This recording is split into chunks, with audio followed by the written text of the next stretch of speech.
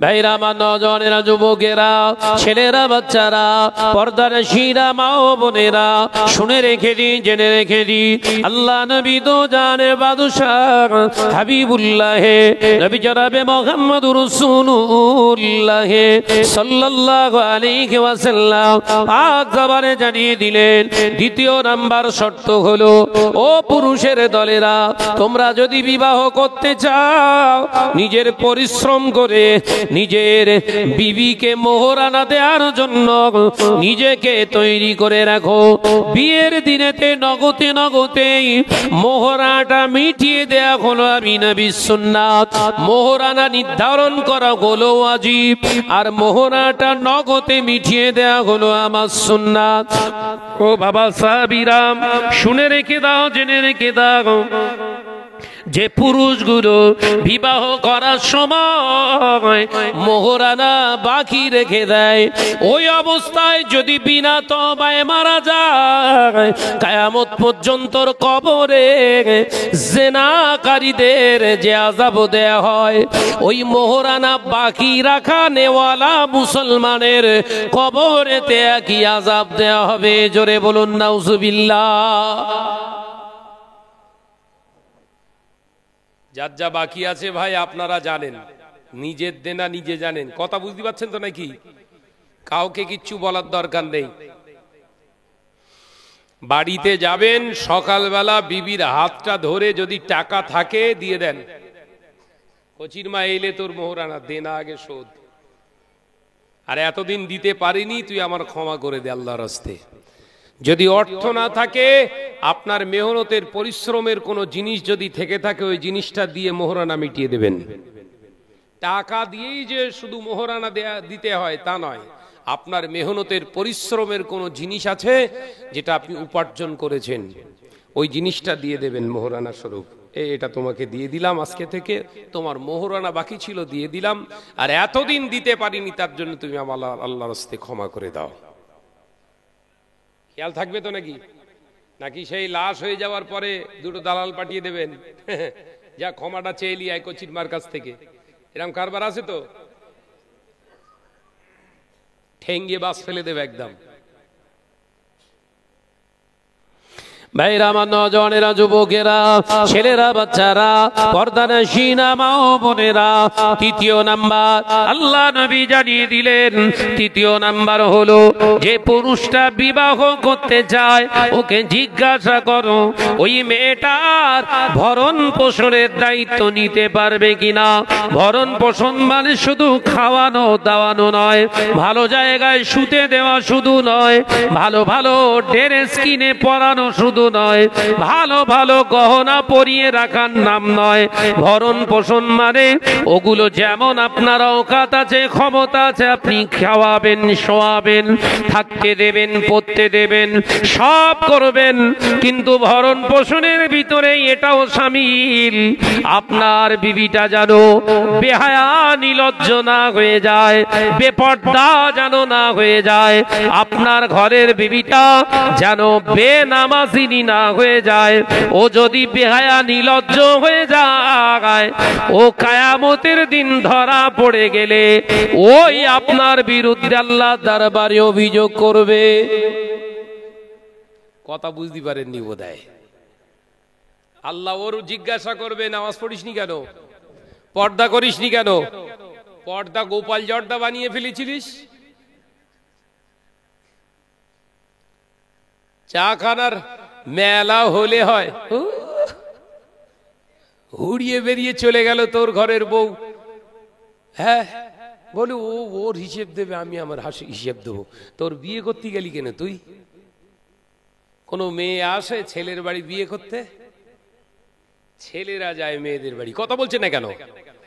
তার মানে গাড়ি ওকে তুলে নিয়ে এসছিস তো, তার মানে এটাই প্রমাণ করে দিলি যে ওর সমস্ত দায়িত্বটা আমার। তাহলে ও চা খানায় যে মেলায় গিয়েছে, এর জন্য অপরাধ ওর যতটা, ঠিক ততটাই অপরাধ তোর। কথা বোঝাতে পারলুম না? আড়ালে যারা রয়েছে খুব গেলোচ্ছে, বলো কিছু করার নেই। যদি না বলে যায় আমার কবরে আবার বাস পড়বে। চাটরায় জলসা করতে গিয়েছিলিস, কেন বলিসনি? শরিয়াতের বিধানটাকে আপনাকে বুঝতে হবে। ওই জন্য আল্লাহ বললেন, ইকরা বিসমি রাব্বিকাল্লাযী খলাক। রবের নামে পড়লে তবে স্ত্রীকেও চেনা যাবে, স্বামীকেও চেনা যাবে, বাপ মাকেও চেনা যাবে, সন্তানকেও চেনা যাবে, নাতি নাতকুড়িদেরকেও চেনা যাবে, মাদ্রাসাও চেনা যাবে, মসজিদ চেনা যাবে, সমাজ চেনা যাবে, মানুষ চেনা যাবে, অমানুষ চেনা যাবে, পশু চেনা যাবে, ছিনতাইবাজ চেনা যাবে, গানখোর চেনা যাবে, জিনাখোর চেনা যাবে, সুদখোর চেনা যাবে। এই রবের নামে যদি না পড়িস, ইন্টারন্যাশনাল হায়ার এডুকেটেড হবি, কাউকে চিনতে পারবি নি, অমানুষটাকেই মানুষ বলে মনে হবে। হচ্ছেও তো তাই, কথা বলছে না কেন? চোর চ্যাপ্টা দস্যু এলাকার নেতা, ভুল বলতিস বোধহয়। না না, আপনাদের চাটার এলাকায় মাশাআল্লাহ ভালো। চোর চ্যাপ্টা দস্যু যত রকমের খারাপি, তার ভিতরে এলাকা সুপার পাওয়ার। তার মানে আমরা এর বিরুদ্ধে কথা বলতে পারবো না। ও টাকা আছে, বাহুবল আছে, ও অশিক্ষিত বর্বর জানোয়ার হোক, ও টাকা আছে, বাহুবল আছে, ওই এলাকার নেতা। কথা বুঝতে পারছেন না? বিশ্বের ইমাম ইমামে আজম আবু হানিফা রাহমাতুল্লাহ আলাইহি মালিক বিন মারওয়ান মনসুর দায়িত্ব দিয়ে দিলেন বিচারকের জায়গায়। ও বিশ্বের ইমাম ইমামে আজম আবু হানিফা নোমান বিন সাবেত, আপনাকে দায়িত্ব দিয়ে দিলাম, বিচার বিভাগের কাজীর দায়িত্বটা আপনাকে দিয়ে দিলাম। বিচার করবেন, অন্যায় রাহাজানি যারা করবে তাদের ভিতরে, তাদের বিরুদ্ধে কোরআনের হাদিসের অনুপাতে বিচার করবেন। আল্লাহর মাহবুব বান্দা বিচারের জায়গায় বসলেন বিচারক।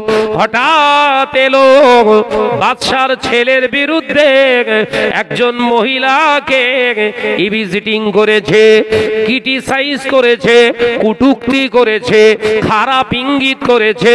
বিশ্বের ইমামের দরবারে বিচার চলে এলো। মালিক বিন মারওয়ান মনসুর চলে এসে কানে কানে জানিয়ে দিলেন, ওটা আমার ছেলে, বিচারটা একটু হালকা করে দেন।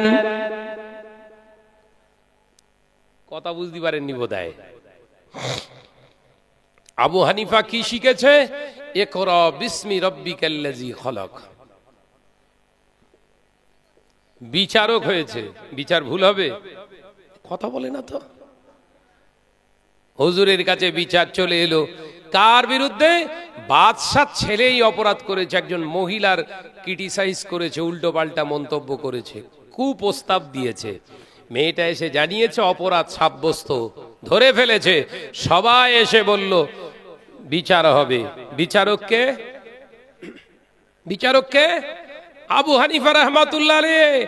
হুজুর বললেন বিচার হবে। বাদশা এসে বলছে, হুজুর ওটা আমার ছেলে, বলো একটু হালকা করে দেবেন।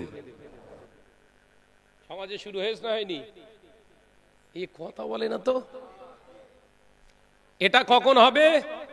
এটা কখন হবে? ওই লাইনটা যার শেখা থাকবে না,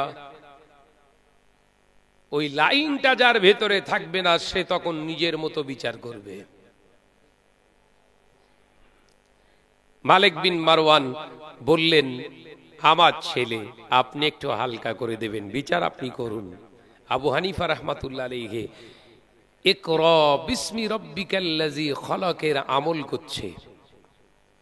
তিনি পরিষ্কার জানিয়ে দিলেন, না ও বাদশাহ, বিচারকের আসনে আমাকে পাঠিয়েছো, আমি হলাম বিচারক, আমি নিজের ফয়সালা দিতে পারবো না। পরের মেয়েকে দেখেই ভিজিটিং করেছে, আমি তার বিরুদ্ধে রায় নিজে থেকে দিতে পারবো না। এ রায় আল্লাহর কোরআন দেবে, বিনিময়ে 100 ঘাট ডোররা মারা হবে, 100 ঘাট চাবুকের বাড়ি আপনার ছেলের গায়ে মারা ওয়াজিব হয়ে গেছে। মেয়েকে দেখে টোন কাটলে কঘা বাড়ি, এরকম এক পিস যদি এরকম আমাদের এলাকায় চাটরা এলাকায় হয়, এক পিস এরকম বিচার হলে এলাকায় কারুর মেয়ে আর এরকম শিকার হবে? কথা বলছেন না? কারুর বউ, কারুর ঘরের মা হবে না। তার কারণ কোরআনী বিধানের উপরে শিক্ষা অর্জন করাটাই সমাজ উজ্জ্বল হয়। একবার জোরে বলুন, একবার জোরে বলেন। কোরআনের উপরে শিক্ষা অর্জন করলে জীবন সংস্কার হয়, জাতি বেঁচে যায়, নাজাতের রাস্তা খুঁজে পায়। একবার জোরে বলুন। হযরতে বিশ্বের ইমাম ইমামে আজম আবু হানিফা বললেন 100 ঘা চাবুকের ঘা। কত ঘা? শয়তান ওই বাদশা তখন আবু হানিফার বিরুদ্ধে একটা অভিযোগ তুললেন, এই অপরাধটা উনি করেছে। হুজুরকে অ্যারেস্ট করা হলো। দেখেছেন বিচার কার উপর দিয়ে চলে গেছে? কার উপরে? প্রতিশোধ ভিতরে জ্বলছে, হুজুরকে অ্যারেস্ট করা হলো, ভিতরে কয়েদখানার ভিতরে ঢুকিয়ে দেয়া হলো। বিশ্বের ইমাম ইমামে আযম আবু হানিফা রাহমাতুল্লাহ আলাইহি হুজুর জেলখানায় বন্দী হয়ে গেলেন। অপরাধী যে জেল মুক্ত হয়ে গেলেন, নিরপরাধ মানুষটা জেলের ভিতরে চলে গেল। ও নওজওয়ানেরা, মুরব্বিয়ান গণেরা, ছেলেরা, বাচ্চারা, মালিক বিন মারওয়ান মনসুর মনে করেছিল বিরাট বীরত্বের কাজ করেছি, আবু হানিফাকে কয়েদখানায় ভরে ফেলেছি, তার মানে বিরাট কাজ করে ফেলেছি। না না না, ভালোর এটাই আলামত, সে যেখানে যাবে আমার আল্লাহ তাকে দিয়ে ইসলামের কাজ করিয়ে নেবে। একবার জোরে হবে না? হযরতে আবু হানিফা নোমান বিন সাবিত রাহমাতুল্লাহ আলাইহি জেলের ভিতরে আছেন। যত চোর, দস্যু, ডাকাত, যত খারাপ মানুষগুলো অপরাধের কারণে জেলের ভিতরে ছিল, সবাইকে নিয়ে একটা মাদ্রাসার ক্লাস শুরু করলেন। জোরে বলুন। সে জেল আর জেল নেই, কি হয়ে গেছে? মাদ্রাসা হয়ে গেছে। ও নওজওয়ানেরা, মুরব্বিয়ান গণেরা, ছেলেরা, বাচ্চারা, পর্দানশীনা মা ও বোনেরা, হযরতে বিশ্বের ইমাম ইমামে আযমের এই কীর্তিকলাপ দেখে যত আপনার জেলের ভিতরে আসামি ছিল, সে আসামিদের টাইম জ্ঞান শুরু হয়ে গেল। তাদের ভিতরে নামাজের ভালোবাসা চলে এলো, ন্যায় নীতি চলে এলো, অন্যায় রাহাজানিটা বেরিয়ে চলে গেল। তাদের জীবনটা আবু হানিফার সোহবতে থেকে আল্লাহ ওয়ালা হয়ে গেছে। বিশ্বের ইমামকে যখন খাবারের সঙ্গে বিষ প্রয়োগ করে বাবুর্চির খানার ভিতর দিয়ে যখন তার খাবারের ভিতরে বিষ মাখিয়ে দিয়ে মেরে দেয়া হলো, হুজুর আমার শহীদ হয়ে গেলেন। বিশ্বের ইমাম ইমামে আযম আবু হানিফা রাহমাতুল্লাহ আলাইহি লাশটাকে যখন জেলখানা থেকে বার করা হচ্ছে, দেখলেন তানার খাটিয়া ধরে যত মানুষ বেরিয়ে এসে জেল থেকে, কেউ আর চোর, দস্যু, ডাকাত নয়, এক একটা বড় বড় আল্লাহর আলেম ওলি হয়ে গেছে। ভালো মানুষের সোহবতে থাকলে ভালো হওয়া যায়। ভালো মানুষের সোহবত লাভ করতে গেলে, ভালো নীতি আদর্শ নিজের ভিতরে আনতে গেলে, ভালো মানুষের হৃদয়টাকে নিজের হৃদয়ের সঙ্গে জুড়তে গেলে হালাল খাবার খেতে হবে। কি খেতে হবে? হালাল খাবার। আল্লাহ নবী বললেন লাহামুন হারামা লা ইয়াদখুলুল জান্নাহ। হারাম খেয়ে যারা শরীরের ভিতরে গোশত তৈরি করে, এই গোশতটা কশিনকালে জান্নাতে যাবে না।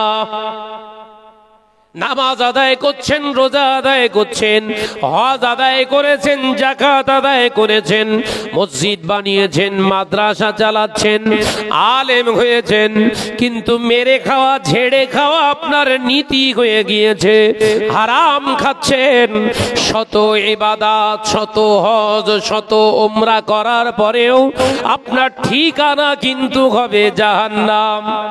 নবী বলছে, এই শুনছেন?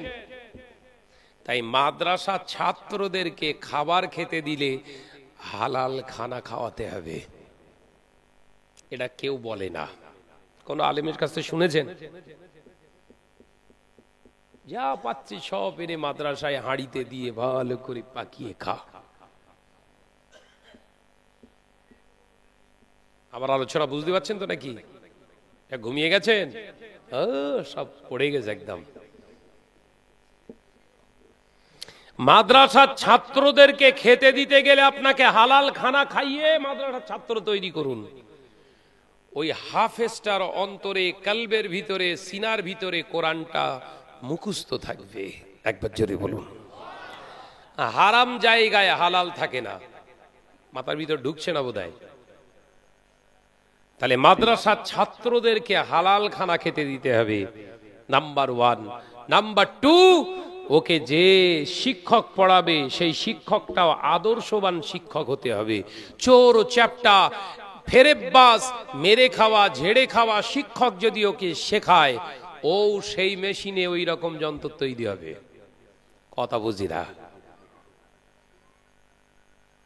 গাছ যেমন হবে, ফল জোরে বল না রে বাপ। নারকেল গাছে তাল হয়, আম গাছে জাম হয়, লেবু গাছে আপেল হয়। কথা বলে না তো? ওই জন্য ছাত্র যদি তৈরি করতে হয় 3টে জিনিস লক্ষ্য করতে হবে। কটা জিনিস? মাদ্রাসায় আমরাও পড়াশুনো করেছি। ছোট থেকে আমি ফুরফুরা শরীফের টাইটেল মাদ্রাসায় পড়াশুনো করেছি। হুজুর কেবলার যখন দরবারে আমি এসেছিলাম, আমি ছোট, আব্বাজান মিজলা হুজুর পীর কেবলা রহমাতুল্লাহ আলাইহি, হুজুর কেবলা আমাকে ফ্রি বোর্ডিং দেবে না, তাই আমাকে দিয়ে কাজ করিয়ে নিয়েছিলেন। কিভাবে? তিনি ওই মসজিদের মুয়াজ্জিন বানিয়ে দিয়েছিলেন, খাবারটা হালাল করার জন্য। একবার জোরে বলুন না সুবহান। হুজুর কেবলা আজান শুনে আমার হাজী সাহেবকে, জামশের হাজী জামশেদ সাহেব, বড় ভাইজান হুজুর এসেছিলেন, জিজ্ঞাসা করবেন। রফিক ভাই ছিলেন, জামশেদ সাহেব ছিলেন। জামশেদ সাহেবকে ডেকে পাঠালেন, যে ছেলেটা আজান দিয়েছে ওকে ডেকে নিয়ে এসো। গেলাম, হুজুর কেবলা বললেন, কখন এসেছো? তখন আমি ফুরফুরা শরীফে আসলাম জোহরের ওয়াক্তে। আমার খুব মনে পড়ে। জি হুজুর, আমি এই আসলাম কিছুক্ষণ হোক। ও আচ্ছা আচ্ছা, কোথায় থাকবে? খাওয়া দাওয়ার ব্যবস্থা কিছু হয়েছে? না হুজুর, আমি তো আসলাম, এখনো ভর্তি হইনি মাদ্রাসায়। হুজুর কেবলা বললেন, ফ্রি বোর্ডিং এ দেয়া যাবে না, ফ্রি বোর্ডিং এ খাবে না। তুমি এবার থেকে মুয়াজ্জিন হয়ে গেলে এই মসজিদে মাদানিয়া দরবারের যে মাটির মসজিদ, ওই মসজিদে তুমি মুয়াজ্জিন আজান দেবে, বিনিময়ে আমরা তোমাকে খেতে দেবো। একবার জোরে বলুন। হালাল খাবারের যে তাসির কি, এটা যারা খেয়েছে, যারা জীবন গঠন করেছে তারা জানে। কথা বুঝতে পেরেছেন? যাকাত সবার জন্য হালাল না, এই কথা বুঝতে পারছেন তো নাকি? আপনি যাকাত দিচ্ছেন কেন না?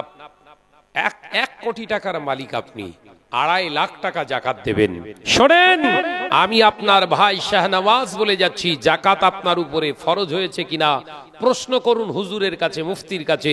হুজুর, 1 কোটি টাকা আমার কাছে আছে, ওই 1 কোটি টাকাটা আমার অন্যায় রাস্তায় ইনকাম করা, মেরে নেওয়া, ঝেড়ে নেওয়া, গরিবের টাকা শোষণ করা, ফাঁকি ফুকি দিয়ে মিথ্যা অবলম্বন করে টাকা ইনকাম করছি 1 কোটি টাকা, এর কত যাকাত হবে?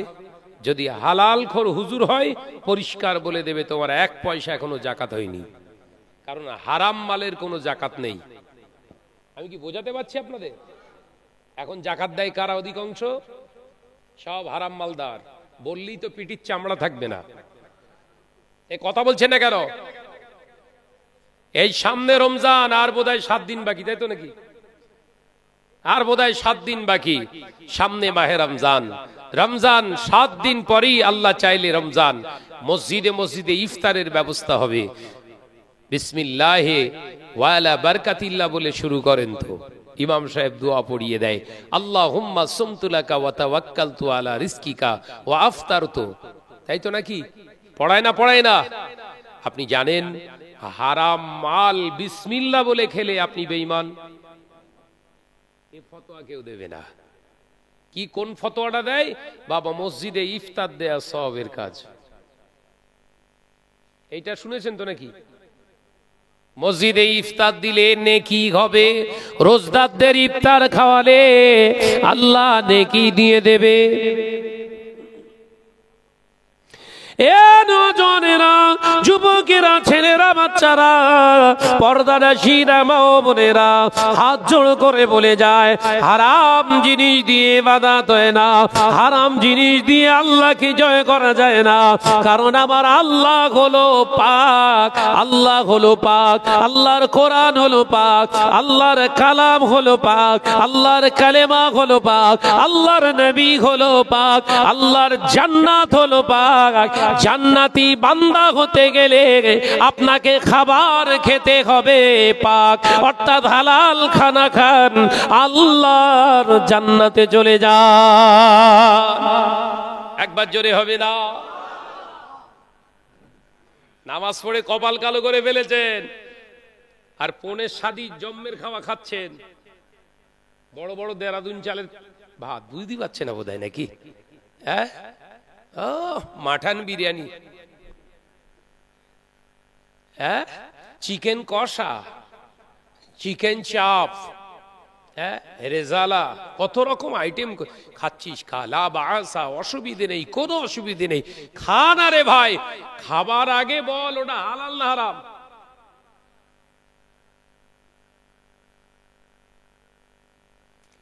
খাওয়ার আগে বল ওটা হালাল না হারাম। যদি হারাম খাস, ওটা রেজালা খাসনি, শুকরের পায়খানা খেয়েছিস। নাউজুবিল্লাহ বলেন। ভয় খাচ্ছেন নাকি? নো টেনশনে কথা বলে শাহনওয়াজ। আবার তুলেছে রাত 2টোর সময়, ঘুম তো একেবারে নেই। মুগুর মারা ওয়াজ না করলে আপনাদের ঘুম ছাড়বে না। কথা বুঝতে পারছেন তো নাকি? তাহলে ইফতার করার আগে কি ভাববেন? লাল লাল তরমুজ আছে কিনা, বড় বড় খরমা আছে কিনা।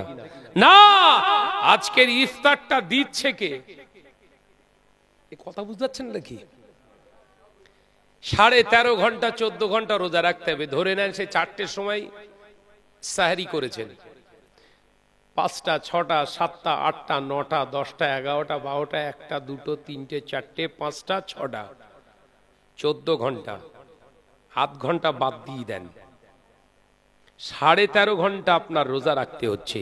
এই 13.5 ঘন্টা শুকিয়ে থেকে আর হারাম খানা দিয়ে বিসমিল্লাহ বলে ঝাড়বেন, রোজা আসে না গেছে বাপ? কথা বলে না। কিন্তু এতদিন ফজিলতের ওয়াজ হয়েছে কি? একবার মসজিদে ইফতার দিলে নেকি পাওয়া যাবে। নেকি, কথা বুঝতে পারছেন না? নেকি পাওয়া যাবে।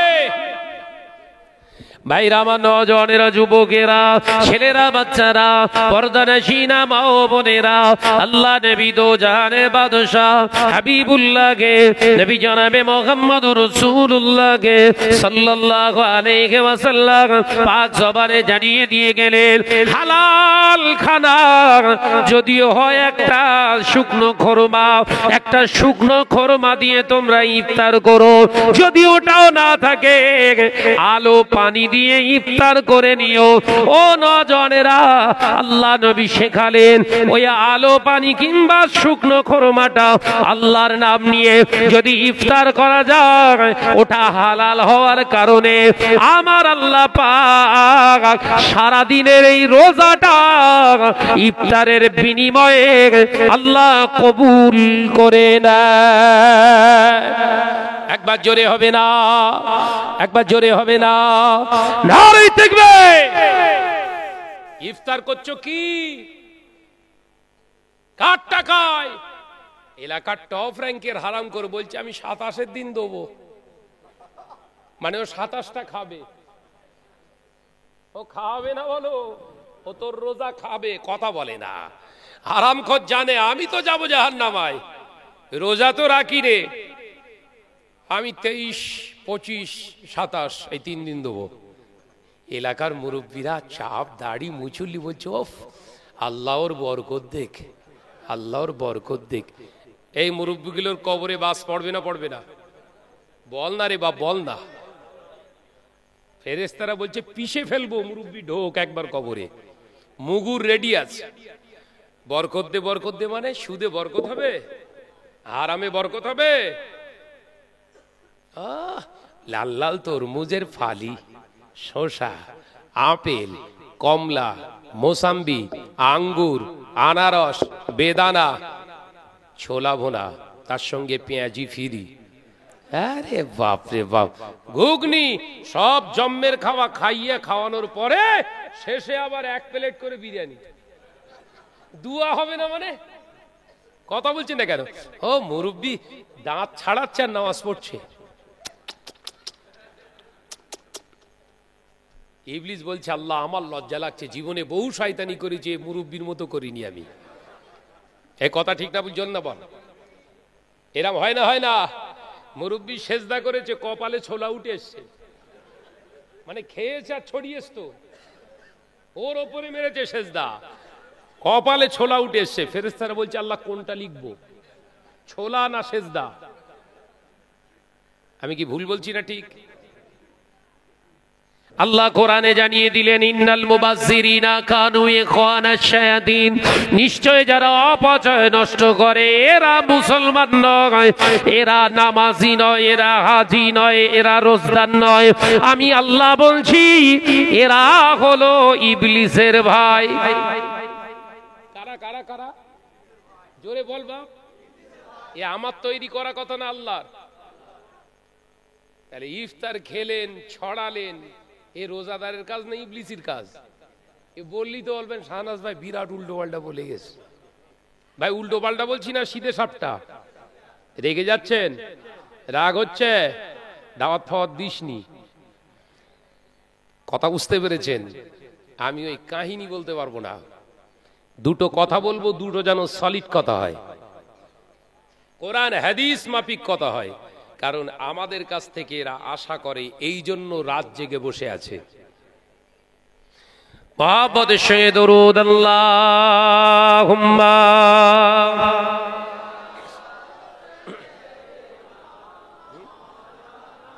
ইনশাআল্লাহ ওয়া আলা আলি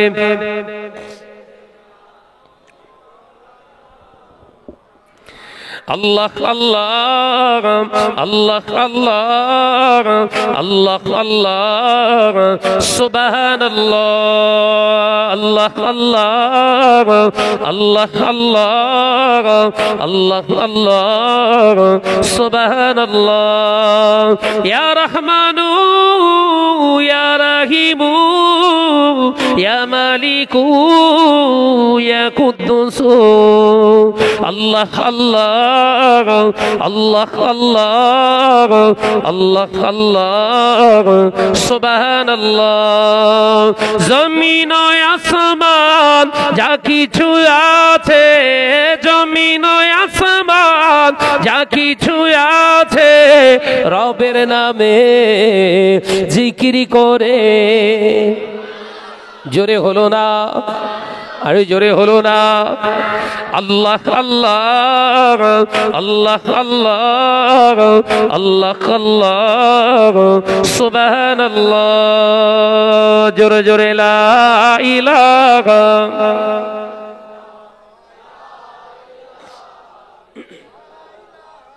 লা ইলাহা ইল্লাল্লাহু রাতের আকাশে তারকারা ভাসে, রাতের আকাশে তারকারা ভাসে, রবের নামে তসবিহ পড়ে। জোরে হলো কই? আরে কি জোরে হবে না? কোন তসবিহ? আল্লাহ আল্লাহ আল্লাহ আল্লাহ আল্লাহ আল্লাহ সুবহানাল্লাহ।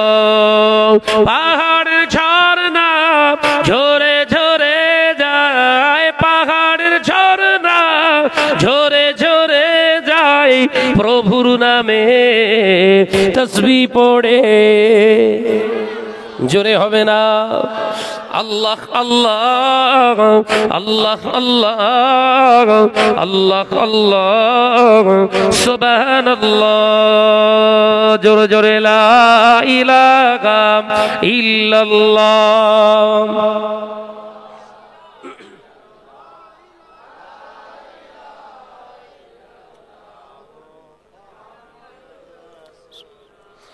ভোরের ওই পাখি কুহু কুহু ডাকি, ভোরের ওই পাখি কুহু কুহু ডাকি, রবের নামে জিকির করে।